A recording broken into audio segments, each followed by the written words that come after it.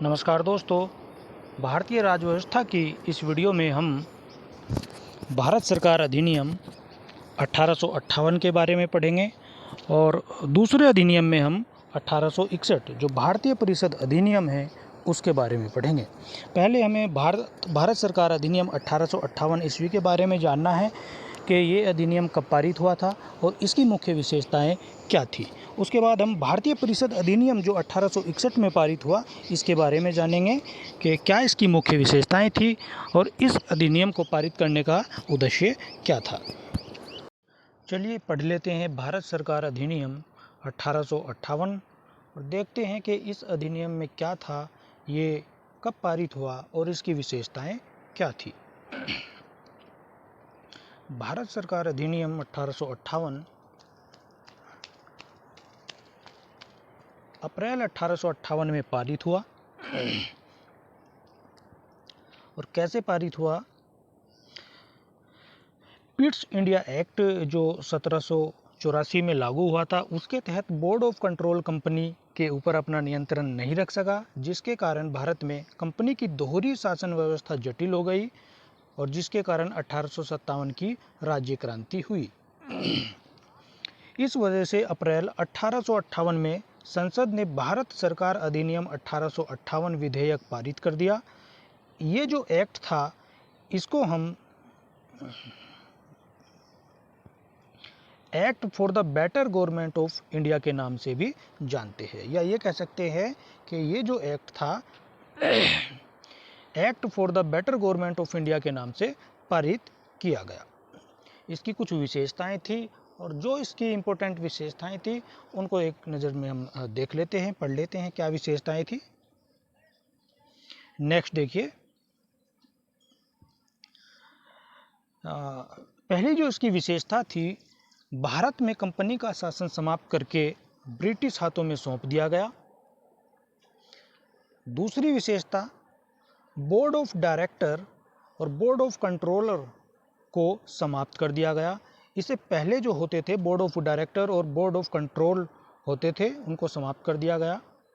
तीसरा पॉइंट इसका बड़ा इंपॉर्टेंट है, भारत में मंत्री पद की व्यवस्था की गई और 15 सदस्यों की भारत परिषद का गठन किया गया। इन 15 सदस्यों में 8 सदस्य ब्रिटिश थे और 7 सदस्य भारतीय थे।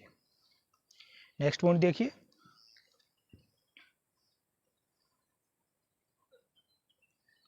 भारत में शासन को संचालित करने के लिए ब्रिटिश मंत्रिमंडल में एक सदस्य के रूप में भारत के राज्य सचिव की नियुक्ति की गई, जो कि ब्रिटिश मंत्रिमंडल के प्रति उत्तरदायी था।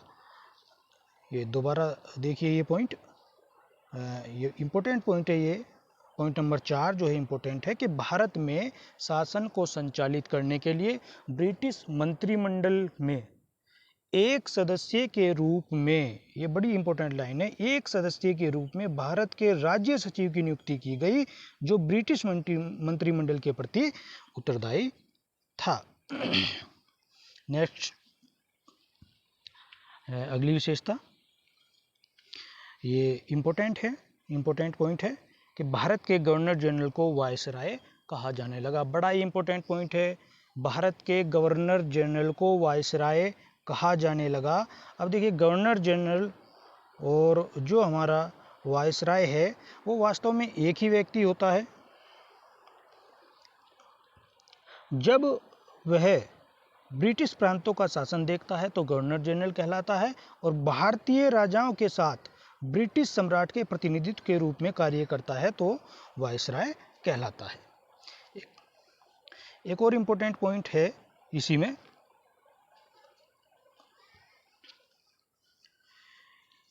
महारानी विक्टोरिया जो थी उनको भारत की साम्राज्ञी 1858 ईस्वी में ही नियुक्त किया गया था। चलिए पढ़ लेते हैं भारतीय परिषद अधिनियम 1861 के बारे में, जिसको हम भारत शासन अधिनियम भी कहते हैं। इस अधिनियम में हमें पढ़ना है कि इसकी विशेषताएं क्या थी और इसका मुख्य उद्देश्य क्या था। देखिए, वास्तव में विकेंद्रीकरण की नींव रखना इस अधिनियम का मुख्य उद्देश्य था और विकेंद्रीकरण की नींव इसी अधिनियम के द्वारा हुई। भारत में संवैधानिक विकास का सूत्रपात भारत सरकार अधिनियम 1861 के द्वारा ही हुआ था। इस अधिनियम की कुछ मुख्य विशेषताएं भी थी, उनको जान लेंगे कि वे मुख्य विशेषताएं क्या थी। देखिए, गवर्नर जनरल जो पहले होता था उसको नए प्रांत के गवर्नर नियुक्त करने का पहले अधिकार नहीं था, लेकिन इस अधिनियम में गवर्नर जनरल को ये अधिकार दे दिया गया था कि किसी भी नए प्रांत के गवर्नर को वो नियुक्त कर सकता था। और दूसरी इसकी विशेषताएं थी कि केंद्रीय सरकार को प्रांतीय सरकार से अधिक अधिकार दे दिए गए थे। पहले प्रांतीय सरकार हुआ करती थी, उसी के पास अधिकार थे, लेकिन जब नए नए प्रांत बने तो गवर्नर जनरल को नियुक्त करने का अधिकार भी नए प्रांतों में जो गवर्नर जनरल थे उनको नियुक्त करने का अधिकार गवर्नर जनरल को दे दिया गया और केंद्रीय सरकार को प्रांतीय सरकार से अधिक अधिकार दे दिए गए थे।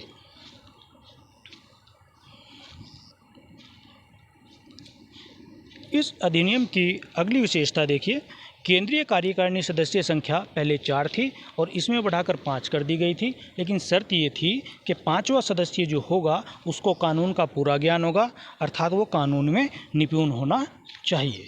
अगली विशेषता है देखिए, भारत परिषद को मुख्य बताया और उसे भारत में रहने वाली सभी ब्रिटिश व भारतीयों पर कानून बनाने का अधिकार दे दिया गया था।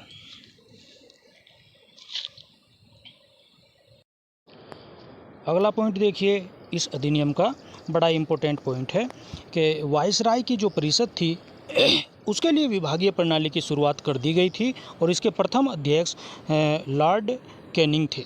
इस प्रकार भारत में मंत्रिमंडल व्यवस्था की नींव पड़ी थी। बड़ा इम्पोर्टेंट है कि इसके प्रथम अध्यक्ष कौन थे? लॉर्ड कैनिंग थे, जब विभागीय प्रणाली की शुरुआत की गई थी भारत की परिषद के लिए।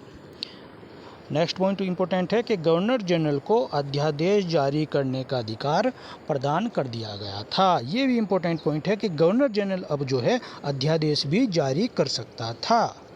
उसके बाद अगला पॉइंट देखिए, मद्रास बम्बई की सरकारों को व्यवस्थापिका का अधिकार दे दिया गया था।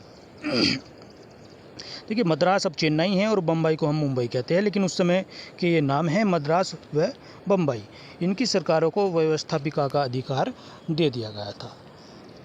तो इस वीडियो में फ़िलहाल इतना ही। इस वीडियो में हमने 2 अधिनियम पढ़े हैं, 1858 और 1861। अगली वीडियो में फिर मिलते हैं दोस्तों। धन्यवाद।